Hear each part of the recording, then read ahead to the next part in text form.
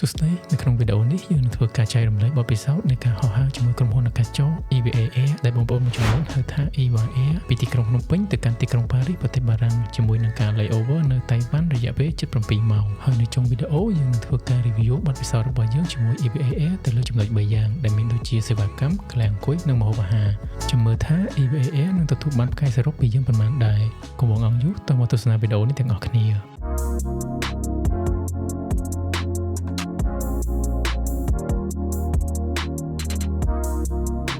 ជើងហោះហើររបស់យើងគឺនៅម៉ោង 12:35 នាទីថ្ងៃត្រង់តែលើកនេះយើងមកដល់អាកាសយានដ្ឋានអន្តរជាតិភ្នំពេញខ្ទង់ជិតម៉ោង 11 ហើយដោយសារចរាចរណ៍ថ្ងៃនេះរៀងចង្អៀតបន្តិចយើងក៏ប្រញាប់ដើរទៅបញ្ចូល check in របស់ EVA Air ហើយយើងបានដើរទៅជួរ backdrop ដោយសារយើងបានធ្វើ online check in រួចហើយចំពោះជួរ backdrop ថ្ងៃនេះគឺមានមនុស្សច្រើនតែ process លឿនជាងជួរ check in ធម្មតាព្រោះថានៅពេលជួរ priority ទំនេរខាងបុគ្គលិកគេអនុញ្ញាតឲ្យយើងទៅទីនោះបានយើងឃើញថា EVA Air មានមនុស្សជិះច្រើនដោយសារក្នុងមួយថ្ងៃ EVA Air មានជើងហោះហើរដែលហោះចេញពីទីក្រុងភ្នំពេញមួយជើងប៉ុណ្ណោះហើយអ្នកដំណើរដែលចេញទៅអាមេរិកបារាំងជប៉ុនចិនតៃវ៉ាន់អឺរ៉ុបអីគឺហោះចេញក្នុងជើងនេះជាមួយគ្នារួចបានបែងចែកជើងហោះហើរតាមប្រទេសផ្សេងៗនៅពេលទៅដល់តៃវ៉ាន់សម្រាប់ EVA Air យើងអាចធ្វើ online check in 48ម៉ោងមុនចេញដំណើរហើយគុណសម្បត្តិមួយទៀតនោះគឺយើងអាចជ្រើសរើសកៅអីអង្គុយដែលគិតថ្លៃនៅពេលធ្វើ online check in ផងដែរបន្ទាប់ពីយកវ៉ាលីទៅ check រួចកុំភ្លេចទៅដកពន្ធពលានផងសម្រាប់អ្នកកាន់លិខិតឆ្លងដែនកម្ពុជាប៉ុណ្ណោះឥឡូវយើងឡើងទៅឆ្លងកាត់ immigration counter និង security check ក្រោយមកយើងបានឡើងមុខ Plaza Lounge ដើម្បីសម្រាកនិងទទួលទានអាហារថ្ងៃត្រង់បន្តិចមុនពេលយើងត្រូវ boarding ឡើងយន្តហោះសូមបញ្ជាក់ផងដែរថាសំបុត្រដែលយើងបានទិញគឺជាប្រភេទ economy class ធម្មតានិងមិនមានមកជាមួយ lounge access នេះឡើយការចូលមកនេះគឺយើងប្រើប្រាស់ credit card របស់យើងដែលមានសហការជាមួយ Plaza Premium សួស្តីអ្នកទាំងអស់គ្នាថ្ងៃនេះយើងនឹងធ្វើដំណើរពីទីក្រុងភ្នំពេញទៅកាន់ទីក្រុងប៉ារីសនៃប្រទេសបារាំងជាមួយនឹងក្រុមហ៊ុនអាកាសចរ EVA Air ឬក៏ EVA នេះជាលើកទីច្រើនដងដែលខ្ញុំបានធ្វើដំណើរជាមួយ EVA ប៉ុន្តែនេះជាលើកទី1ដែលភរិយារបស់ខ្ញុំធ្វើដំណើរជាមួយ EVA ចង់ដឹងថាវាយ៉ាងម៉េចដែរសូមតាមដានទស្សនាទាំងអស់គ្នាឥឡូវយើងមកចាំ boarding ហើយម៉ោង boarding មានការយឺតជាងការកំណត់បន្តិចដោយសារយន្តហោះមកដល់រៀងយឺតដែរម៉ោង 12:30 ហើយទើបតែបានដើរឡើងយន្តហោះទេយន្តហោះជើងទី1នេះជាប្រភេទ Airbus A330 ដែលមាន layout កៅអីអង្គុយ 242 សម្រាប់ basic economy class សម្រាប់កៅអីមានសភាពចាស់បន្តិចនៅខាងមុខកៅអីមាន tablet កំសាន្តនិងមាន tele បញ្ជានៅពីក្រោម tele នេះក៏អាចចុចចេញមកក្រៅបានផងដែរនឹងមានតុបត់បានមួយដែលអាចបត់បានពីរបែបសម្រាប់ដាក់ម្ហូបភេសជ្ជៈឬសម្ភារៈផ្សេងៗរីឯគម្លាតកៅអីឬក៏ leg room នោះគឺល្មមសម្រាប់ខ្ញុំដែលមានកម្ពស់ 1.71 សង់ទីម៉ែត្រអត់សូវចង្អៀតពេកនោះឡើយគេមានឲ្យកាសប្រភេទ in-ear headphone ដើម្បីប្រើជាមួយ tablet កំសាន្តសម្រាប់ tablet កំសាន្តជាប្រភេទ touch screen ប៉ុន្តែដំណើរការយឺតជាខ្លាំងហើយពេលខ្លះចុចអត់ទៅមុខទេនិងមិនមានមុខងារភ្ជាប់ជាមួយការ Bluetooth យើងនោះឡើយរីឯចំណុចល្អវិញគឺមានរឿងនិងបទចម្រៀងថ្មីៗគួរសមមុនពេលហោះខាង cabin crew ក៏បានដើរចែកភួយសម្រាប់អ្នកដែលត្រូវការផងដែរបើអត់ទាន់ត្រូវការទេអាចស្នើសុំតាមក្រោយក៏បានឥឡូវយន្តហោះរបស់យើងចាប់ផ្ដើមវិលកង់ហើយប្រហែល30នាទីក្រោយពេលចាប់ផ្ដើម boarding ការហោះហើរនេះក៏ជាការហោះហើរចុងក្រោយរបស់យើងចេញពីអាកាសយានដ្ឋានអន្តរជាតិភ្នំពេញពោធិ៍ចិនតុងផងដែរអញ្ចឹងមុននឹងហោះហើរចេញគឺមានអារម្មណ៍ថារៀង emotional បន្តិចព្រោះថាខ្ញុំធ្លាប់មានប្រវត្តិជាច្រើននៅទីនេះទាំងជូនបងប្អូនមិត្តភ័ក្តិឡើងយន្តហោះទាំងមកខ្លួនឯងផងដែរការហោះហើរក្នុងជើងទី1នេះមានរយៈពេល3ម៉ោង35នាទីក្រោយពីបានធ្វើការហោះហើរប្រហែល30នាទីនិងដល់រយៈកម្ពស់1ថេនិងមានសុវត្ថិភាពមកខាង cabin crew បានចាប់ផ្ដើមធ្វើការបម្រើជូនអាហារនិងភេសជ្ជៈដល់យើង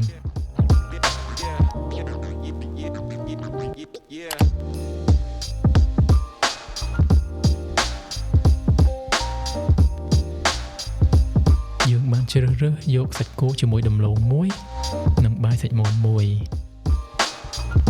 ចំពោះម្ហូបសាច់គោរបស់ខ្ញុំគឺរាងប្រៃបន្តិចរីឯសាច់មាន់គឺមានរសជាតិទន់ឆ្ងាញ់ឥឡូវដល់ពេលគាត់បម្រើភេសជ្ជៈឲ្យយើងម្ដងមានចំណុចមួយដែលខ្ញុំកត់សម្គាល់នៅពេលដែលខ្ញុំកំងភេសជ្ជៈនៅលើយន្តហោះម្ដងគឺខ្ញុំតែងតែជ្រើសរើសយក Coke Zero ហើយ EVA Air Crew តែងតែគោះហើយចាក់ឲ្យយើងបន្តិចអត់ដែរឲ្យយើងទាំងកំប៉ុងទេនៅសល់ពេល2ម៉ោងទៀតទៅដល់តៃវ៉ាន់ហើយ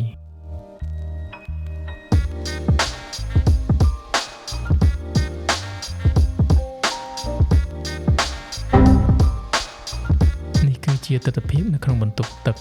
មានសភាពស្អាតនិងមានគ្រឿងបរិក្ខារបង្គន់ច្រើនមុខផងដែរ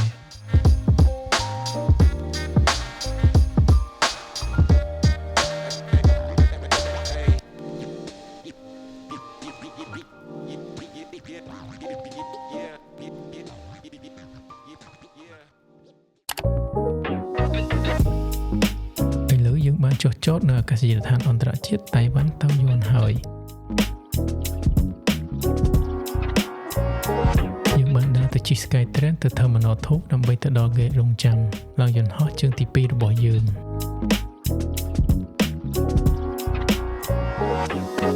ក្រោយឆ្លងកាត់ Security Check រួចមកយើងបានដើរទៅរក Gate រងចាំរបស់យើងសិនហើយលើកនេះការ layover របស់យើងគឺមានរយៈពេល7ម៉ោងឯណោះចំពោះ Gate រងចាំនៅព្រលានតៃវ៉ាន់នេះគឺមាន2ជាន់ហើយជាន់ខាងលើមានការតុបតែងបានស្រស់ស្អាតតាមស៊ីមផ្សេងពីគ្នាដូច Gate ដែលខ្ញុំរងចាំនេះគឺតុបតែងបែប The Wonderful Land ដែលមានព្រៃឈើស្រស់ស្អាតផងដែរ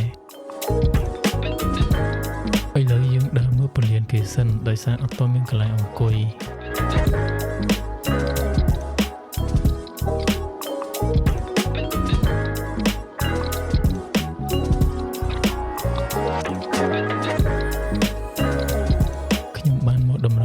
ទិញកុងហ្វូធីនិងមុនបំពងបើបូធីនៅកុងហ្វូធីនេះឆ្ងាញ់តែមុនបំពងអត់ឆ្ងាញ់ទេ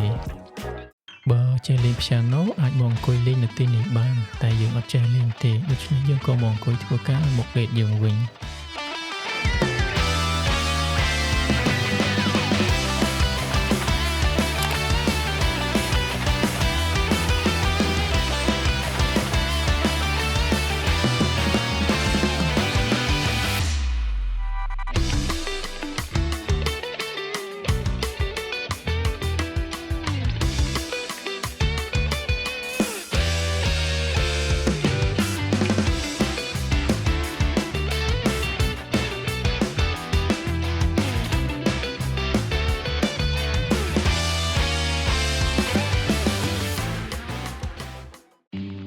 ពីរងចាំអស់រយៈពេលជាយូរមកយើងបានដើរចូលទៅយន្តហោះទី2ហើយនេះជាកៅអី business class តែមិនមែនជាកៅអីអង្គុយរបស់យើងទេដោយសារស្ទះចរាចរណ៍ទើបយើងឈរនៅទីនេះហើយនេះគឺជា premium economy class ក៏មិនមែនជាកៅអីអង្គុយរបស់យើងដែរយន្តហោះជើងទី2នេះជាប្រភេទ Boeing 777ដែលមាន layout កៅអីអង្គុយ343សម្រាប់ Basic Economy Class នេះគឺជាសភាពកៅអីអង្គុយរបស់យើងយន្តហោះជើងនេះដែលជាប្រភេទ Hello Kitty Livery បានន័យថាយន្តហោះទាំងមូលត្រូវបានតុបតែងបែប Hello Kitty សម្រាប់អ្នកចូលចិត្តបែប cute ប្រកបជាស្រឡាញ់នឹងការតុបតែងនេះពុំខានហើយក្នុងជើងទី2នេះមានរយៈពេល14ម៉ោង25នាទីនៅខាងមុខកៅអីមាន tablet កម្សាន្តដែលមានទំហំអេក្រង់ធំនិងលឿនជាងយន្តហោះជើងទី1នេះគឺជាប្រព័ន្ធកម្សាន្តក្នុង tablet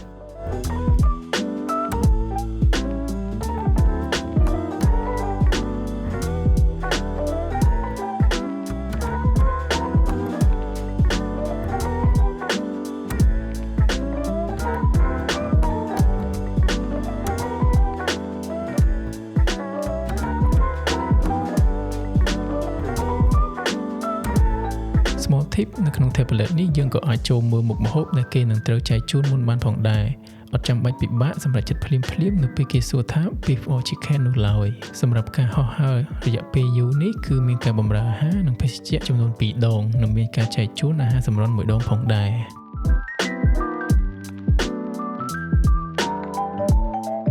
រីឯ leg room ក៏រៀងធំជាងមុនបន្តិចដែលសំខាន់ក្នុងការហោះហើររយៈពេលយូររបស់យើង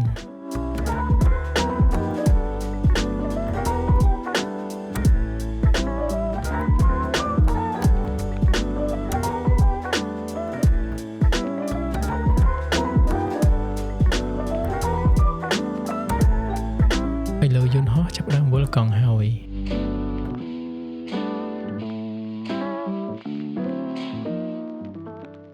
ក្រោយពីធ្វើការហោះហើរបានជិត1ម៉ោងមកខាង cabin crew បានចាប់ផ្ដើមធ្វើការបម្រើអាហារនិងភេសជ្ជៈលើកទី1មកដល់យើង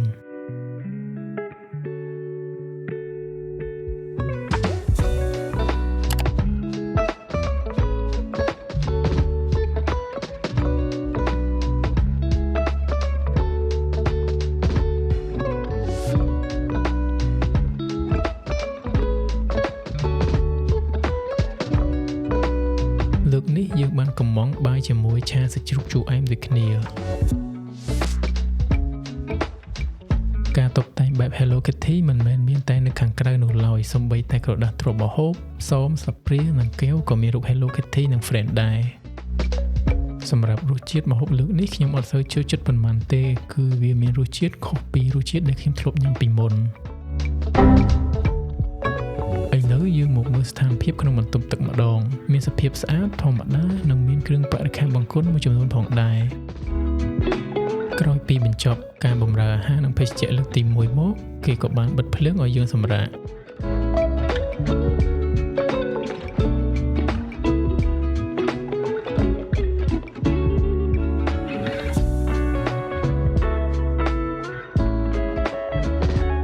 ទៅដល់ប៉ារីសគេក៏បានបម្រើអាហារនិងភេសជ្ជៈលើកទី2ដល់យើងផងដែរដែលជាប្រភេទអាហារពេលព្រឹកមានដូចជាបបរនិង scramble egg សម្រាប់រសជាតិគឺឆ្ងាញ់គួរសម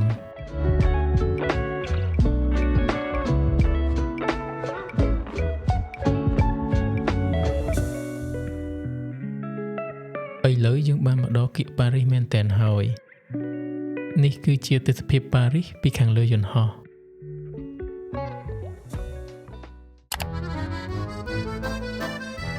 ក្រោយពីធ្វើដំណើរសរុបអស់រយៈពេល20ម៉ោងជាងពីកម្ពុជាមកយើងបានមកដល់ព្រលានយន្តហោះ Paris Charles de Gaulle ដោយសុវត្ថិភាពយើងកំពុងដើរទៅ Terminal 1 ដើម្បីឆ្លងកាត់ Immigration Counter និងទៅចាំយកវ៉ាលីរបស់យើង